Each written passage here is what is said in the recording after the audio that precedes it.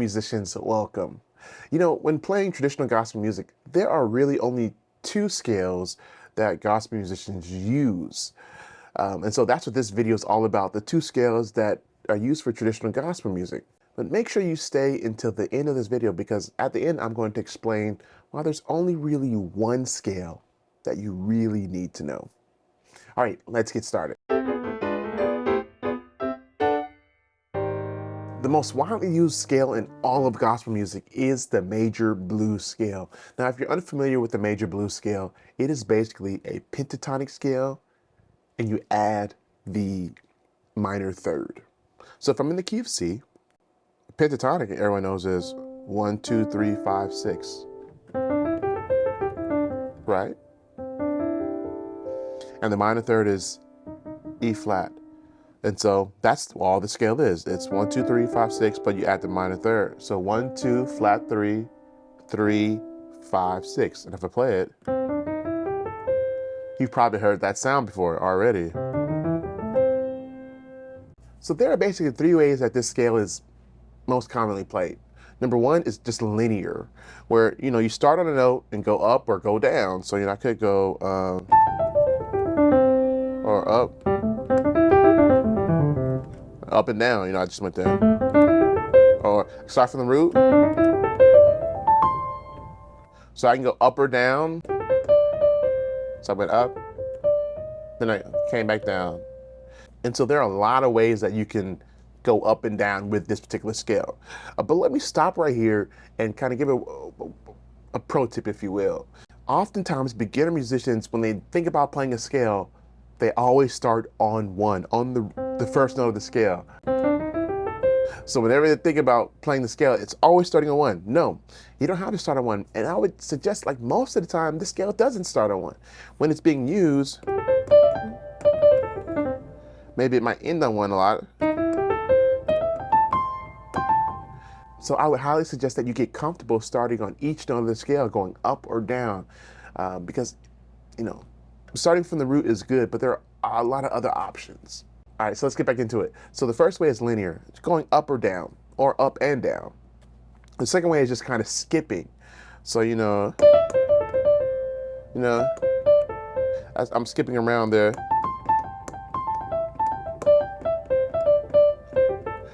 We utilize that kind of skipping like that, jumping around. And really, the key to that kind of jumping around like that, is really targeting a note. So say if I'm targeting C, I can go above it and then below it from the scale, from the notes of the scale. So the lowest note below C from the scale is A, and the highest note from the scale is D. So,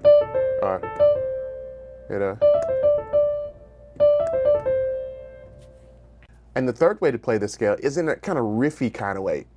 And what I mean is, instead of just playing one note, play multiple notes. And so what we'll do is,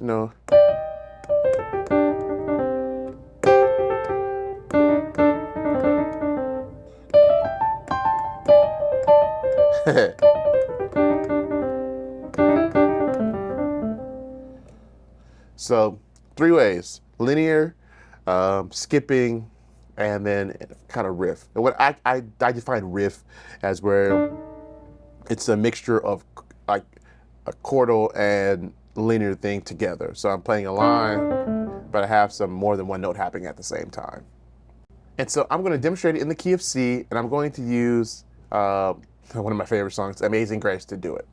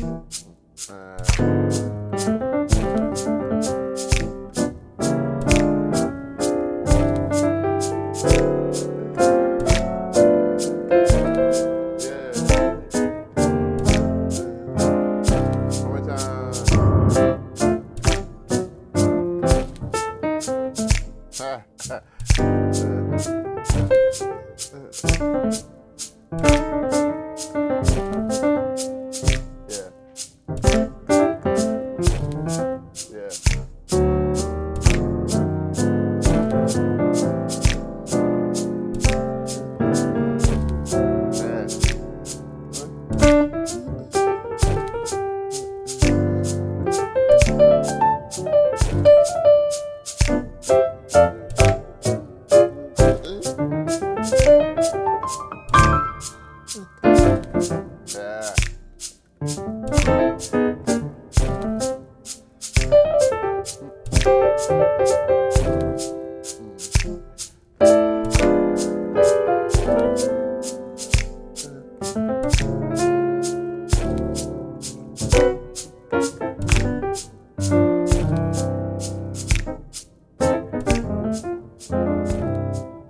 So you can see, using the linear skipping and this riffy style can really add so much that traditional gospel like authority to your playing. And the second scale that I think you need to know is the minor blues scale. Now, the minor blues scale looks like a minor 7 chord. It's like if I'm in C, like I play C minor 7 and add the 4 and the sharp 4. So I get this. And you probably heard that sound a lot too.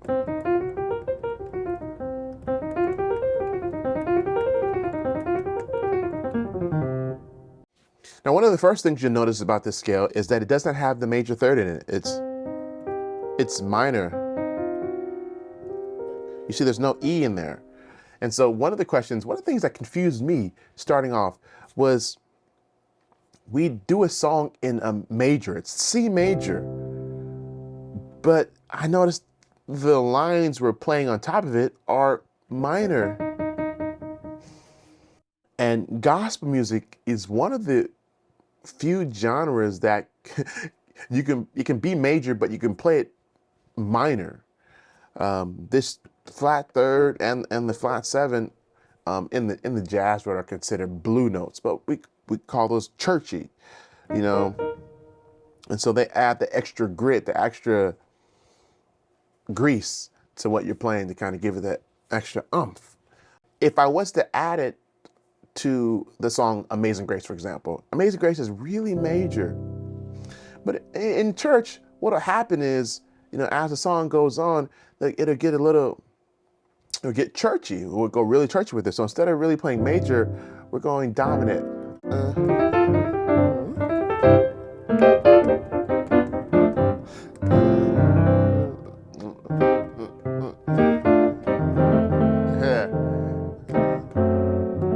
So you can see where I've changed the quality instead of some real major. Like my F is going dominant, my C is going dominant.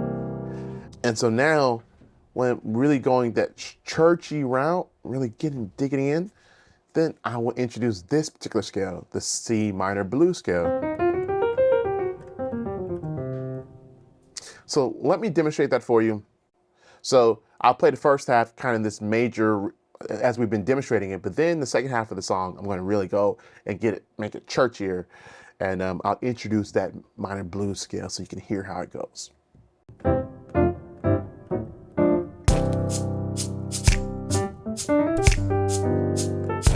Yeah. Yeah.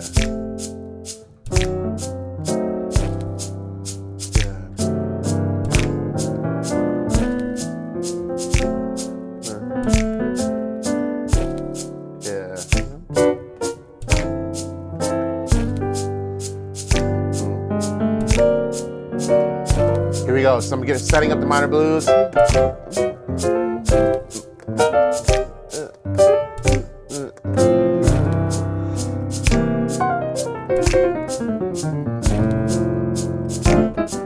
So I went to it right there. Now I'm coming back out of it because I need to play this stuff. So I'm really back into the key of C, C major.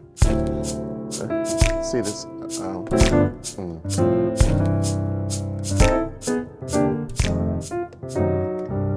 So I hope you can see how that minor blues scale is used to kind of really make it churchier.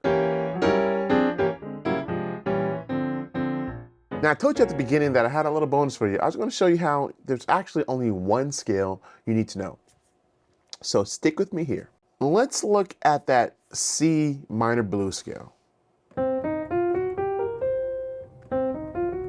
So the notes are C, E flat, F, F sharp, G, B flat, C. All right? Now, I want to go up a minor third to E flat and play the E flat major blues. Watch this. Did you notice what happened?